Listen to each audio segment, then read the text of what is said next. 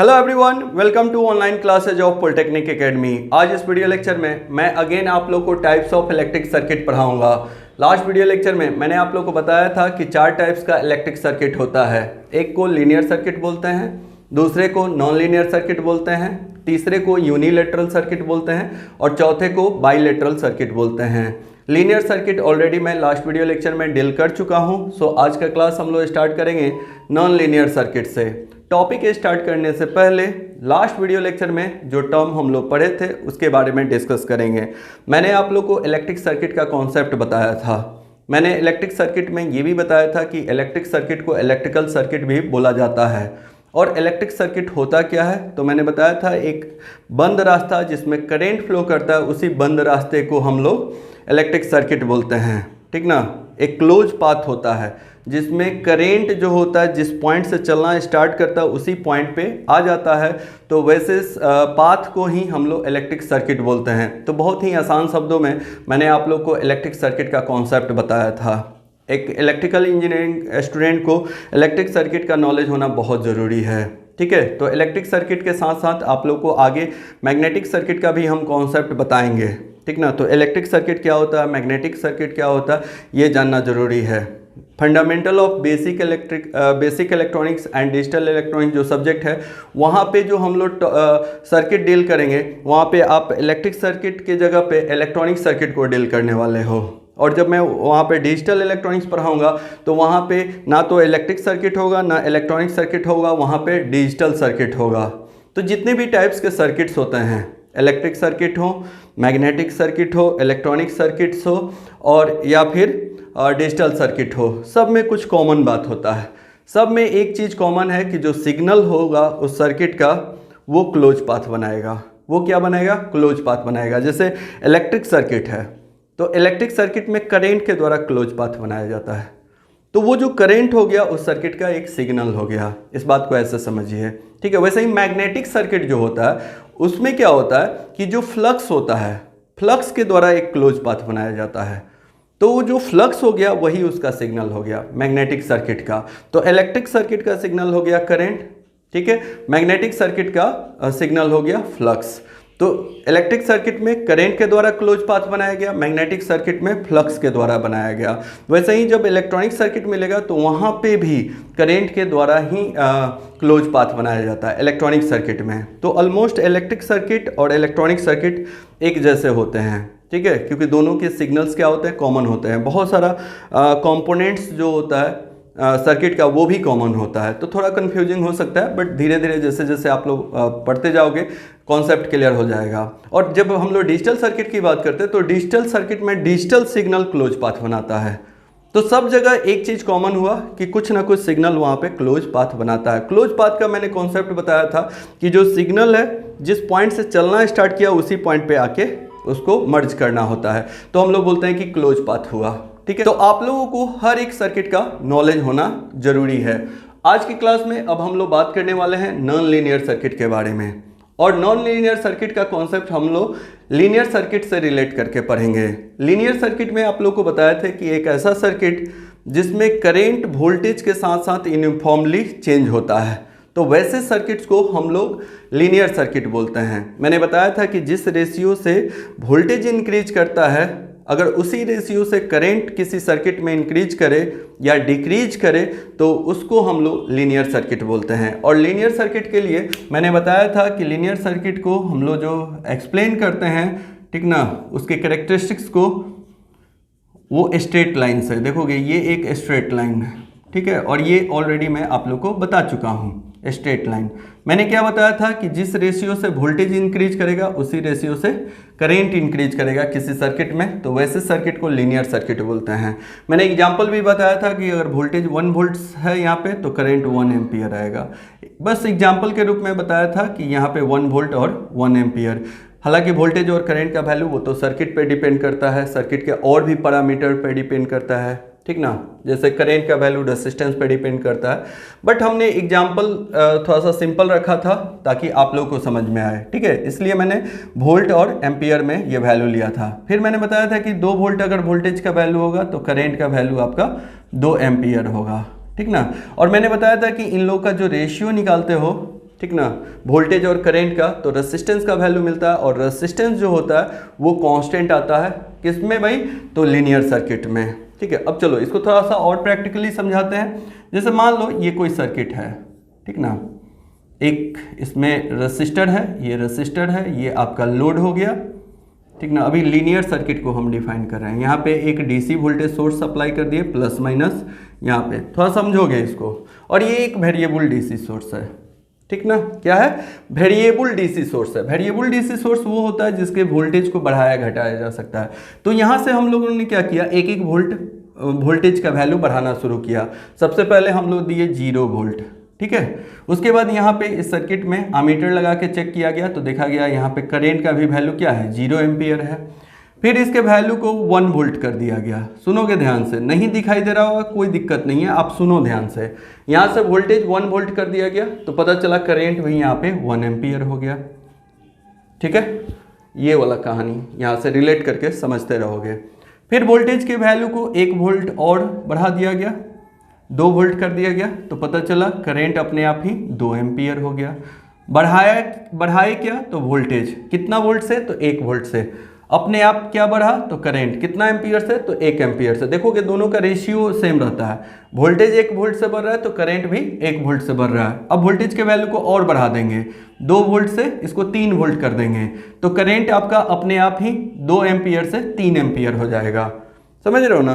तो कोई ऐसा सर्किट जिसमें वोल्टेज के साथ साथ करंट भी उसी हिसाब से बढ़े या फिर घटे, दोनों बोल सकते हैं। बढ़े, जैसे वोल्टेज का वैल्यू बढ़े तो करंट का भी वैल्यू साथ साथ बढ़े, वोल्टेज का वैल्यू घटे तो करंट का भी वैल्यू साथ साथ घटे।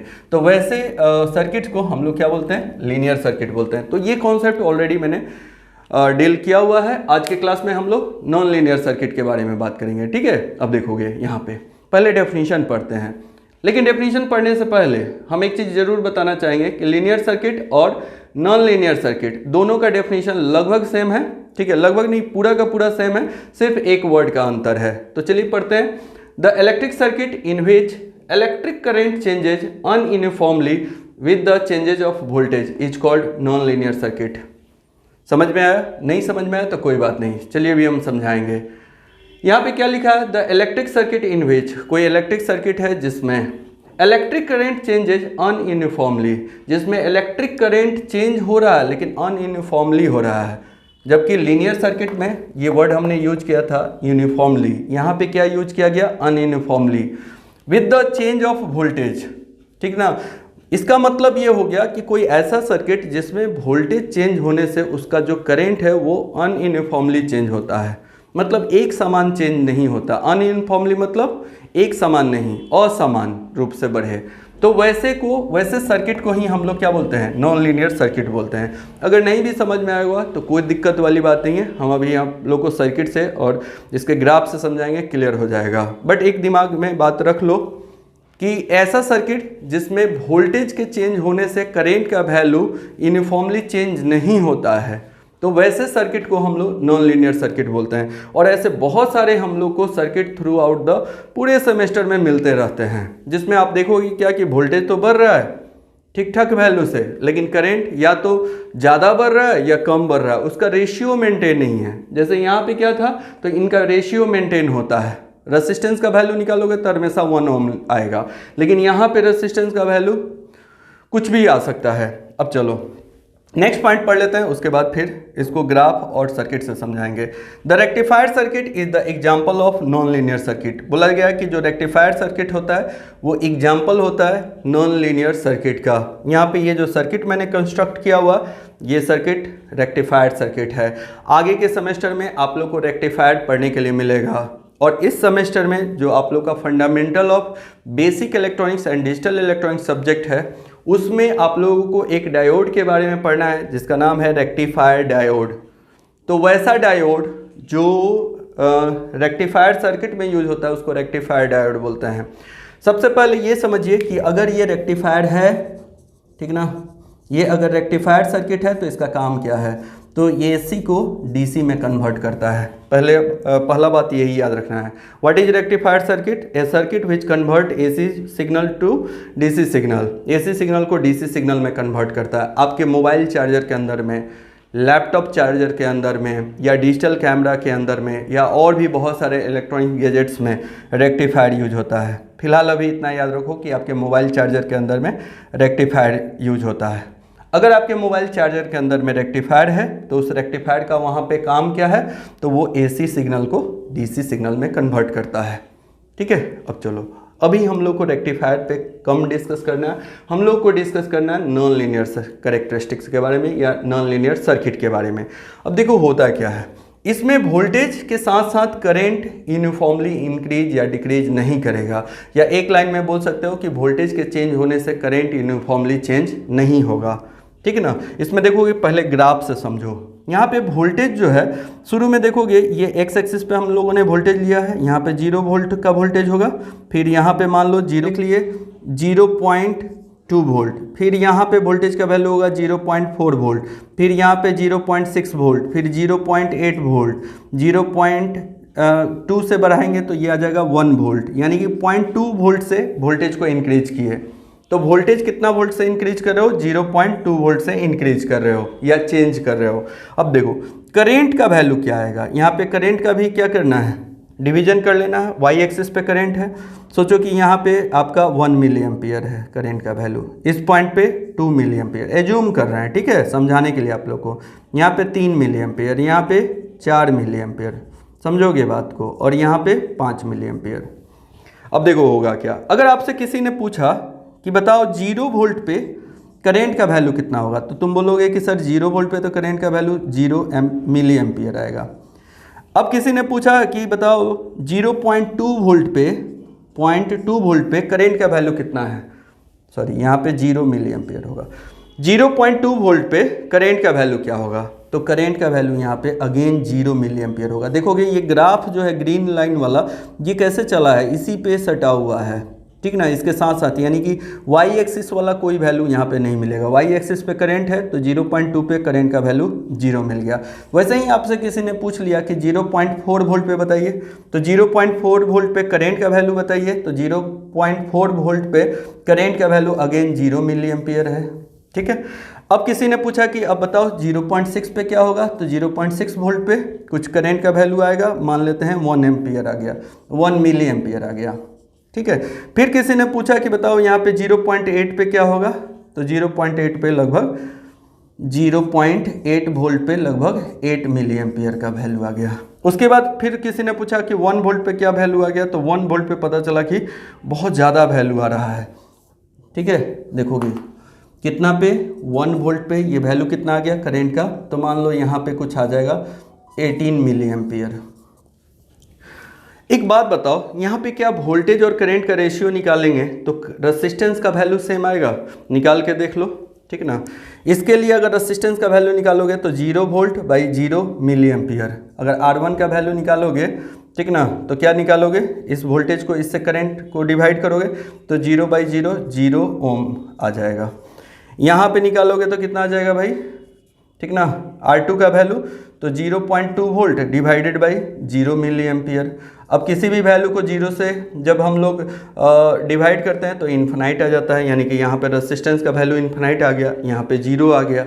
यहीं से तुम कंपेयर कर सकते हो, एक बार 0 आया, एक बार इन्फिनाइट आ गया। अच्छा R3 पे निकाल लो, R3 पे क्या होगा, तो वोल्टेज 0.4 वोल्ट है और करंट का वैल्यू तुम्हारा 0 मिली एम्पियर है, अगेन क्या आ जाएगा, इन्फिनाइट आ जाएगा। R4 भी निकाल लेते हैं, यहाँ से करंट का वैल्यू निकालोगे तो 0.6 वोल्ट और यहाँ पे 1 मिली एम्पियर है, तो ये वैल्यू कितना आ जाएगा, 0.6 ओम आ जाएगा। ऐसे ही रेसिस्टेंस का वैल्यू निकालो, हर बार देखोगे रेसिस्टेंस का वैल्यू अलग ही आ रहा, कांस्टेंट नहीं आ रहा, जबकि लीनियर में मैंने क्या बताया था लास्ट वीडियो लेक्चर में कि करंट का वैल्यू क्या आता है, कांस्टेंट आता है, सॉरी रेसिस्टेंस का वैल्यू क्या आता है, कांस्टेंट आता है।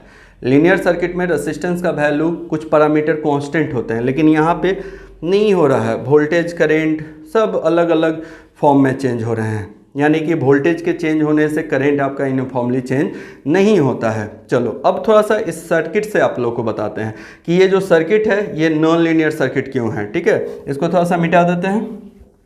देखो एक्चुअली क्या है ना, जब हम डायोड के बारे में पढ़ाएंगे आप लोग को बेसिक इलेक्ट्रॉनिक्स में, ठीक है, इसी सेमेस्टर में, तो उसका IV कैरेक्टरिस्टिक हम लोग पढ़ते हैं। IV कैरेक्टरिस्टिक में वोल्टेज और करंट को हम लोग रिलेट करते हैं या उसको शो करते हैं ग्राफ से, और यही कैरेक्टरिस्टिक्स वहाँ पे हम आप लोग को बताएंगे। अभी नहीं पढ़े हो, थोड़ा बहुत जो भी जानते हो उससे काम चलाओ, हड़बड़ाने का ज़रूरत नहीं है। अभी मेनली आपको नॉन लीनियर सर्किट के बारे में जानना है। ये जो डायोड होता है ना, ये 0.7 वोल्ट इनपुट से, यानी कि ये वोल्टेज सोर्स है, जब तक 0.7 वोल्ट नहीं दोगे तो ये कंडक्ट नहीं करता है, ये ऑफ स्विच की तरह काम करता है। तो 0.7 वोल्ट तक ये करंट के वैल्यू को क्या करता है, 0 रखता है। वोल्टेज तुम बढ़ाओगे लेकिन ये करंट नहीं पास करने देगा। वोल्टेज को बढ़ाते जाओगे 0.1 वोल्ट, 0.2 वोल्ट, 0.3 वोल्ट, 0.4 वोल्ट, लेकिन ये करंट को पास नहीं करता, क्योंकि ये एक स्विच की तरह काम करता है। तो ये कैसा काम करेगा, ऑफ स्विच की तरह काम करेगा। कितना वोल्ट तक, तो 0.7 वोल्ट तक। तो देखो यहाँ पे जैसे ये ग्राफ कुछ देर तक वोल्टेज बढ़ने से करंट का वैल्यू क्या रहा, 0 रहा। उसके बाद 0.7 के बाद जब ये कंडक्ट करता है, ठीक ना, ऑलमोस्ट 0.7 पे कंडक्ट कर जाता है। उससे कम पे भी कर सकता है, ज़्यादा पे भी कर सकता है, लेकिन टिपिकल वैल्यू मान लो 0.7 ले लिए। तो 0.7 के बाद जब ये कंडक्ट करता है तो करेंट यार कम ही वोल्टेज बढ़ाने से बहुत ज़्यादा बढ़ जाता है। यानी कि ये जो लाइन मिला ये एक एक्सपोनेंशियल लाइन मिला, एक्सपोनेंशियल लाइन। और एक बात और यहाँ पे इम्पॉर्टेंट मिल गया आप लोगों को कि जो नॉन लीनियर सर्किट का कैरेक्टरिस्टिक्स होता है उसमें उसको हम लोग एक्सपोनेंशियल लाइन से शो करते हैं, ठीक ना। और जो लीनियर सर्किट होता है उसको स्ट्रेट लाइन से शो किया जाता है कैरेक्टरिस्टिक्स को।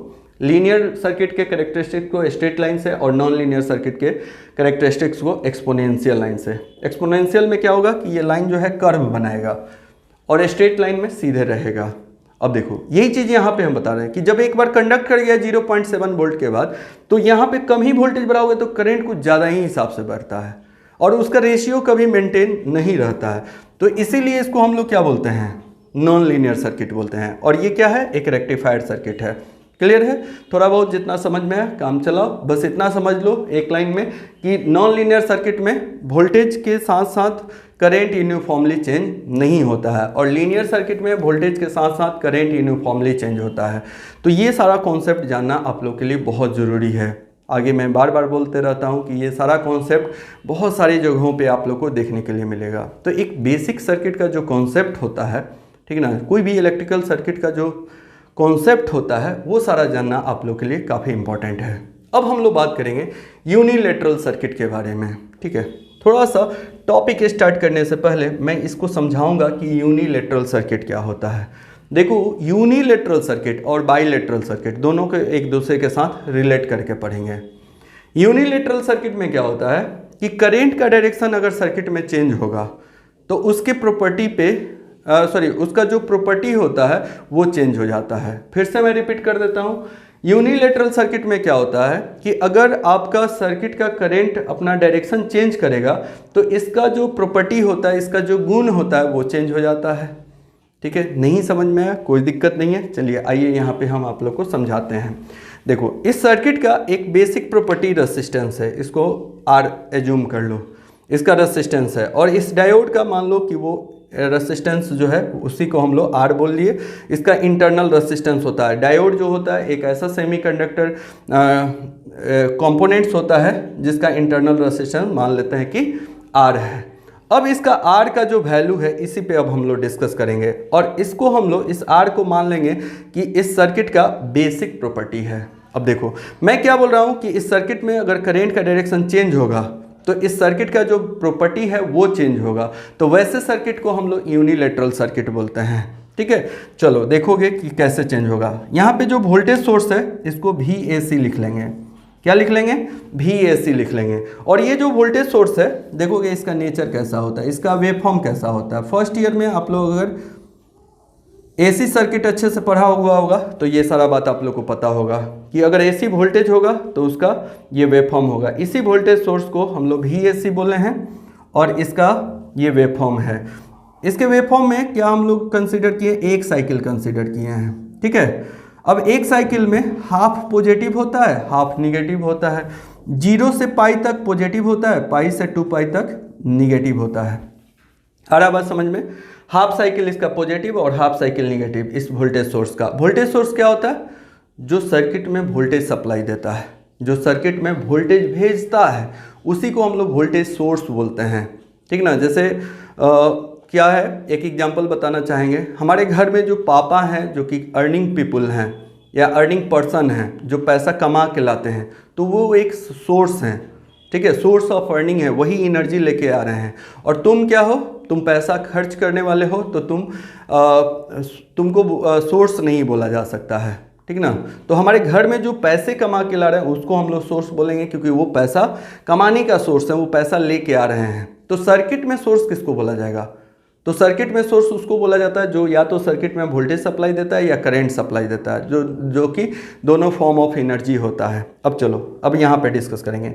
अब ये जो वोल्टेज सोर्स होता है इसका दो नेचर होता है। इसको अल्टरनेटिंग वोल्टेज, एसी का फुल फॉर्म क्या होता है? Alternating current. इसको अल्टरनेटिंग करंट वोल्टेज इसलिए बोला जाता है क्योंकि ये अल्टर होते रहता है। जैसे पहला पॉजिटिव हाफ साइकिल होता है, सुनोगे, फर्स्ट पॉजिटिव हाफ साइकिल में यहाँ पे टर्मिनल प्लस, यहाँ का टर्मिनल का पोलरिटी प्लस होता है और यहाँ के टर्मिनल का पोलरिटी माइनस होता है, 0 से लेके पाई तक। यानी कि फर्स्ट हाफ साइकिल के लिए आपका यहाँ का टर्मिनल प्लस और माइनस, जैसे ही ये प्लस माइनस होगा ये डायोड फॉरवर्ड बायस हो जाता है। और डायोड फॉरवर्ड बायस हो जाता है तो ये एक ऑन स्विच का काम करता है। कैसा काम करता है? ऑन स्विच का काम करता है। और ऑन स्विच के केस में ये करंट को पास करने देता है। कोई भी स्विच जब ऑन कंडीशन में रहता है तो वो करंट को आगे पास होने देता है। जैसे आपके घर में इलेक्ट्रिक बोर्ड जो है जिस पे बहुत सारे स्विच लगे हुए हैं, पंखा का, लाइट का या और भी किसी चीज़ का, ठीक है, तो जब उस स्विच को ऑन करते हो तो क्या होता है? वो करंट को अलाउ करता है, आगे पास होने देता है। लेकिन उसको जब ऑफ करते हैं हम लोग तो वो करंट को वहीं पे क्या करता है? स्टॉप करता है। जब आप ऑन करते हो पंखा वाला स्विच तो पंखा चलने लगता है, इसलिए क्योंकि करंट वहाँ तक जा पाता है, ठीक है। अब देखो, तो मैंने क्या बताया कि पॉजिटिव हाफ साइकिल में ये प्लस माइनस होगा तो डायोड ऑन हो जाएगा, और ऑन जब होगा तो यहाँ से करंट फ्लो करना स्टार्ट करेगा। तो यहाँ पे देखो ये करंट कुछ इस तरीके से फ्लो करेगा, और चूंकि ये सर्किट है तो क्लोज पाथ बनाएगा। यहाँ से वोल्टेज सोर्स से चलना स्टार्ट किया और यहीं पे पहुंच गया तो इसने एक क्लोज पाथ बनाया। और करंट का जो डायरेक्शन है ये क्लॉकवाइज है, यहाँ पे मैं लिख देता हूँ क्लॉकवाइज है, ठीक है। किस साइकिल में? तो फर्स्ट हाफ साइकिल में। अब देखो, जब ये ऑन हुआ तो इसका रेसिस्टेंस का वैल्यू 0 हो जाता है। कोई भी स्विच जब ऑन होता है, सुनोगे ध्यान से, आप लोग को ये बात पता होना चाहिए, कोई भी स्विच जब ऑन होता है तो उसका रेसिस्टेंस वैल्यू क्या हो जाता है? 0 हो जाता है। तो वहाँ से हाई वैल्यू का करंट पास होने लगता है। रेसिस्टेंस कम होगा तो करंट ज़्यादा होता है। हमेशा याद रखना है Ohm's law, I equal to V/R, ठीक ना। R का वैल्यू जितना कम, करंट उतना ज़्यादा। तो यहाँ पे क्या हुआ भाई? तो रेसिस्टेंस का वैल्यू क्या हो गया? 0 हो गया। क्यों? क्योंकि ये ऑन हुआ तो उस समय रेसिस्टेंस का वैल्यू 0 हो गया। मेनली आपको रेसिस्टेंस पे फोकस करना है, किसके लिए? यूनिलैटरल सर्किट के लिए। अब देखो क्या होगा। अब हमारा आएगा निगेटिव हाफ साइकिल का बारी। पाई से 2 पाई तक निगेटिव हाफ साइकिल सर्किट में फ्लो होता है, और जब निगेटिव हाफ साइकिल फ्लो होगा तो यहाँ का टर्मिनल का पोलरिटी चेंज हो जाएगा, ये माइनस हो जाएगा, ये प्लस हो जाता है। ये एसी वोल्टेज जो होता है ना, ये टर्मिनल पे इसका पोलरिटी क्या होते रहता है? चेंज होते रहता है, प्लस माइनस, माइनस प्लस, फिर प्लस माइनस, माइनस प्लस। ये साइकिल जैसे जैसे आगे चलते जाता है प्लस माइनस। इसका नाम ही है अल्टरनेटिंग करंट वोल्टेज। अल्टरनेट मतलब क्या होता है? उलट जाना, उल्टा होना। तो प्लस था वहाँ पे माइनस हो गया, माइनस था वहाँ पे प्लस हो गया। अब देखो क्या होगा, अब यहीं पे समझना है। देखो, जब ये प्लस माइनस था, इसको ना हम ब्लू कलर से बना लेते हैं। जब प्लस माइनस था तो यहाँ पे करंट जो है, आप लोग बेसिक लॉ जानते हो सर्किट का, जो कि लास्ट वीडियो लेक्चर में भी मैंने बताया था कि करंट हमेशा हायर पोलरिटी से लोअर पोलरिटी में फ्लो होता है। तो जब ये प्लस था, ये माइनस था, तो यहाँ से करंट चलना स्टार्ट किया था, डायोड से होते हुए, लोड से होते हुए इसी सोर्स में पहुँच गया था, क्लोज पाथ बनाया था और ये क्लॉकवाइज रास्ता मिल गया था। अब पोलरिटी चूंकि चेंज हो गया, ये माइनस हो गया, प्लस हो गया, तो इस सर्किट में करंट फ्लो होना चाहेगा। अब देखो, तो सर्किट में करंट किधर से फ्लो होना चाहेगा? इधर से फ्लो होना चाहेगा, लेकिन यहाँ पे करंट नहीं फ्लो होगा। यहाँ पे ये ग्रीन लाइन से बना लेते हैं, करंट फ्लो नहीं होगा। क्यों नहीं होगा? इस केस में I का वैल्यू 0 हो जाएगा। ग्रीन से लिख रहे हैं मतलब समझ गए। यहाँ पे जब माइनस और प्लस से होगा तो करंट का वैल्यू 0 होगा। उसका कारण डायोड है। देखो होता क्या है, जैसे ही यहाँ पे माइनस हुआ और प्लस हुआ तो ये डायोड रिवर्स बायस हो जाता है। प्लस माइनस था तो फॉरवर्ड बायस, क्योंकि इसके एनोड पे पॉजिटिव वोल्टेज अप्लाई हो रहा था, ये इसका कैथोड टर्मिनल है। ये एनोड और ये कैथोड। तो उस समय ये फॉरवर्ड बायस हो रहा था। थोड़ा पेशेंस रख के समझोगे, ये सब नया चीज़ बहुत लोग को मिल रहा होगा, हालांकि फर्स्ट ईयर में भी ये सब था पढ़ना, ठीक ना। तो ये डायोड पॉजिटिव निगेटिव के केस में फॉरवर्ड बायस हो गया था, ऑन स्विच का काम किया। कुछ नहीं समझ में आ रहा तो इतना समझो कि प्लस माइनस जब था तो ये ऑन हो गया। अब क्या हो गया, माइनस प्लस होगा तो ये रिवर्स बायस होगा, अब ये ऑफ हो जाएगा। क्या हो जाएगा, ऑफ हो जाएगा। और जब ऑफ होगा तो कोई भी स्विच, दुनिया का कोई भी स्विच जब ऑफ होता है तो उसका रेजिस्टेंस का वैल्यू इन्फिनाइट हो जाता है, ठीक है। अब इसी से हम लोग को मतलब है, यहाँ पे करंट का डायरेक्शन चेंज हुआ। एक बार करंट ऐसे फ्लो हो रहा है, दूसरी बार ऐसे फ्लो करना चाहा, ठीक ना, चाहा है, इसको फ्लो नहीं होने दिया, लेकिन इधर से करंट सोचो कि टेंस टू मूव करना चाहा। तो उस समय क्या हुआ, करंट के फ्लो के डायरेक्शन के कारण, ठीक है ना, यहाँ पे change of direction of current हुआ, change of direction of current हुआ, ठीक ना। तो करंट का डायरेक्शन चेंज हुआ तो देखो एक प्रॉपर्टी इसका चेंज हो गया, रेसिस्टेंस। कौन सा प्रॉपर्टी चेंज हुआ, तो रेसिस्टेंस का वैल्यू। जब करंट आपका क्लॉकवाइज जा रहा था तो रेसिस्टेंस 0 था, जब एंटी क्लॉकवाइज गया करंट तो यहाँ पे रेसिस्टेंस क्या था, इन्फिनाइट हो गया, ठीक है। पहले 0 था, अब इन्फिनाइट हो गया, तो एक प्रॉपर्टी चेंज हुआ। तो ऐसा सर्किट जिसमें flow of direction of current change होने से उसका प्रॉपर्टी चेंज हो जाता है, उसी को हम लोग यूनिलैटरल सर्किट बोलते हैं, ठीक है। आगे के बहुत सारे पेपर्स में ये सब टर्म मिलते रहता है कि भैया ये यूनिलैटरल सर्किट है। बहुत सारे स्टूडेंट को नहीं समझ में आता कि यूनिलैटरल सर्किट क्या होता है, ठीक है। तो आई थिंक ये आप लोग का क्लियर हो गया होगा। चलिए अब हम लोग इसके डेफिनेशन के बारे में बात कर लेते हैं। When an electric circuit changes its properties with the change of direction of the flow of current, ये जो लाइन है ना, इसको याद रखोगे तो हमेशा याद रहेगा। Then the circuit is called unilateral circuit. बोला जा रहा है कि when an electric circuit changes its properties with change of direction of flow of current, change of, यहाँ से याद रखना, change of the direction of flow of the current. अगर direction of flow of the current change हो रहा है और उसके साथ साथ इसका प्रॉपर्टीज भी चेंज हो रहा है, ठीक है ना। जैसे यहाँ पे रेजिस्टेंस का वैल्यू चेंज हुआ तो ये एक प्रॉपर्टी था इसका, तो वैसे सर्किट को हम लोग क्या बोलेंगे, यूनिलैटरल सर्किट बोलेंगे। The circuit consist of diode like rectifier circuit is example of unilateral circuit, ठीक है। कोई सर्किट जिसमें डायोड प्रेजेंट होता है, जैसे कि एक रेक्टिफायर सर्किट है, तो रेक्टिफायर सर्किट एक यूनिलैटरल सर्किट होता है। अब देखो यहाँ पे आप लोगों को कन्फ्यूजन हो जाएगा कि सर आपने अभी कुछ देर पहले नॉन लीनियर सर्किट में भी यही सर्किट एग्जाम्पल के तौर पे बताया था, ये भी एक रेक्टिफायर सर्किट था, ये भी एक रेक्टिफायर सर्किट है, तो इसको हम लोग नॉन लीनियर सर्किट बोलेंगे कि यूनिलैटरल सर्किट बोलेंगे। तो इसका सिंपल सा जवाब है, ये जो रेक्टिफायर सर्किट है इसको नॉन लीनियर सर्किट भी बोल सकते हो और यूनिलैटरल सर्किट भी बोल सकते हो, ठीक है। ऐसा कोई ज़रूरी नहीं है कि कोई सर्किट एक ही टाइप से बिलोंग करेगा, नहीं नहीं, इसको आप रेक्टिफायर सर्किट को नॉन लीनियर सर्किट भी बोल सकते हो और यूनिलैटरल भी बोल सकते हो, ठीक है। तो आई होप कि ये क्लियर हो गया होगा।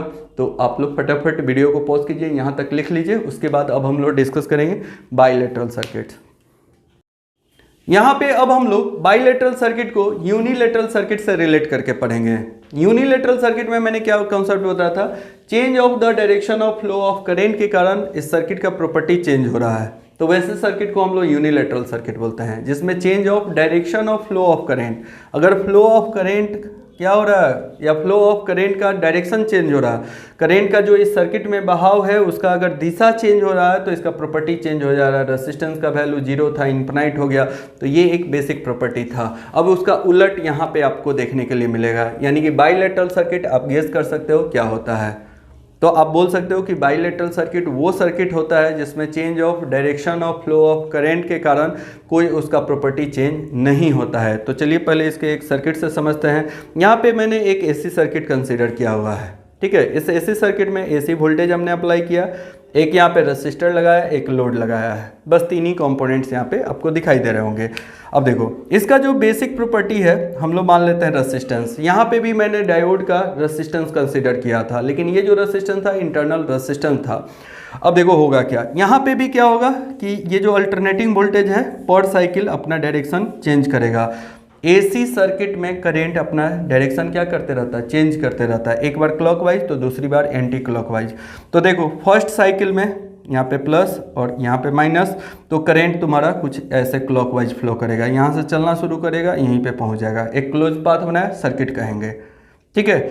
अब देखो उस केस में इसका जो रेसिस्टेंस होता है वो मान लेते हैं कि कुछ होगा, ठीक ना। तो इसका रेसिस्टेंस जो होता है, अभी सपोज करो कि 10 किलो ओम है। कितना है? 10 किलो ओम है।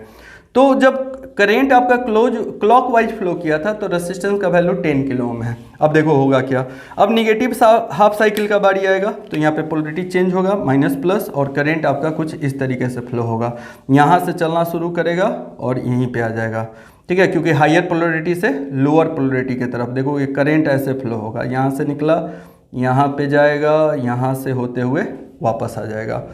तो एंटी क्लॉकवाइज डायरेक्शन में करंट फ्लो किया। अब सवाल ये है कि रेसिस्टेंस का वैल्यू क्या होगा। तो उस केस में भी रेसिस्टेंस का वैल्यू 10 किलो ओम ही होगा, यानी कि इसका वैल्यू क्या हो गया? कांस्टेंट हो गया, यानी कि डू नॉट चेंज हो गया, ठीक है, डू नॉट चेंज हो गया। किसका वैल्यू? तो रेसिस्टेंस का वैल्यू। करंट अपना डायरेक्शन चेंज किया बट इसका जो रेसिस्टेंस वैल्यू है दोनों केस में सेम रहा। अगर करंट क्लॉकवाइज में फ्लो हो रहा है तब भी इसका 10 ओम रहा वैल्यू, जब एंटी क्लॉकवाइज करंट फ्लो किया तब भी इसका 10 किलो ओम पहले भी था और बाद में भी 10 किलो ओम हुआ। तो आपका रेसिस्टेंस का वैल्यू चेंज नहीं हुआ। तो ऐसे सर्किट को हम लोग बाइलेटरल सर्किट बोलते हैं। याद रखोगे, क्या बोलते हैं? बाइलेटरल सर्किट बोलते हैं। यहाँ पे बहुत बेसिक चीज़ पढ़ा रहे हैं, ये सब चीज़ आप लोग को जेईई एग्जाम्स में पूछा जाता है। अभी से ही एकदम फोकस करना है, बहुत अच्छे से पढ़ना है। थर्ड सेमेस्टर से जो बच्चे सीरियस हो जाते हैं वो एक अच्छा इंजीनियर भी बन जाते हैं। अच्छा इंजीनियर मैं उनको बोलता हूँ जो नॉलेजफुल इंसान होते हैं या जो नॉलेजफुल स्टूडेंट होते हैं, ठीक है। आप इंजीनियरिंग पढ़ लिए लेकिन इंजीनियरिंग का अगर आपको नॉलेज नहीं है तो आपका पढ़ाई बेकार है, ठीक है। तो आप नॉलेजफुल इंजीनियर भी बन जाते हो और बढ़िया जॉब भी ले लेते हो सीरियस होकर अगर पढ़ाई करते हो तो। चलिए ठीक है, यहाँ पे फर्स्ट पॉइंट पढ़ते हैं। If the properties of electrical circuit do not change with the change of the direction of flow of current. बोला जा रहा है कि अगर प्रॉपर्टी किसी इलेक्ट्रिक सर्किट का डू नॉट चेंज मतलब उसमें कोई बदलाव नहीं आ रहा है, with the change of direction of flow of current, अगर direction of flow of current के चेंज होने से उसके प्रॉपर्टी में कोई बदलाव नहीं आ रहा है तो उसको बाइलेटरल सर्किट बोलेंगे। The electric transmission line and pure resistive circuit is the example of bilateral circuit. आगे के क्लासेज में जब पावर सिस्टम हम लोग पढ़ाएंगे तो वहाँ पे आप लोग को ट्रांसमिशन लाइन के बारे में पढ़ाया जाएगा। ट्रांसमिशन लाइन के थ्रू ही आपके घर तक इलेक्ट्रिसिटी पहुँच रहा है पावर स्टेशन से। ये जो इलेक्ट्रिसिटी आ रहा है कहाँ से आ रहा है? तो पावर स्टेशन से। तो ट्रांसमिशन लाइन, डिस्ट्रीब्यूशन लाइन, ये सब बहुत तरह के लाइन्स होते हैं, आगे आप लोग को पढ़ने के लिए मिलेगा, ठीक ना। फिलहाल अभी समझ लो कि ट्रांसमिशन लाइन एग्जांपल है किसका? बाइलेटरल सर्किट का या pure resistive circuit. Pure resistive circuit में सिर्फ और सिर्फ रेसिस्टर रहता है, जैसे यहाँ पे है, तो ये आपका प्योर रेसिस्टिव सर्किट है। और भी बहुत सारे सर्किट्स होंगे। कॉन्सेप्ट पे ध्यान देना है। कॉन्सेप्ट क्या है? करंट के डायरेक्शन चेंज होने से उसके पैरामीटर पे कोई असर या उसके प्रॉपर्टी पे कोई असर नहीं पड़े तो उसको बाइलेटरल। अगर करंट के डायरेक्शन चेंज होने से उसका प्रॉपर्टी चेंज हो जाता है तो यूनिलेटरल, ठीक है। लीनियर सर्किट क्या होता है? तो उसमें हमने आप लोग को बताया था कि अगर वोल्टेज चेंज हो रहा है तो करंट भी यूनिफॉर्मली चेंज हो तो उसको linear circuit. Non linear circuit क्या होता है? तो हमने बताया था कि वोल्टेज चेंज होने से उस सर्किट में करंट यूनिफॉर्मली चेंज नहीं होता है। सारी चीज़ों को दम चलते फिरते याद रखिए, ठीक है। तो आज के क्लास में बस इतना ही। नेक्स्ट लेक्चर में मैं आप लोग को इलेक्ट्रिक नेटवर्क पढ़ाऊंगा जो कि काफ़ी इंटरेस्टिंग रहने वाला है, ठीक है। Thank you.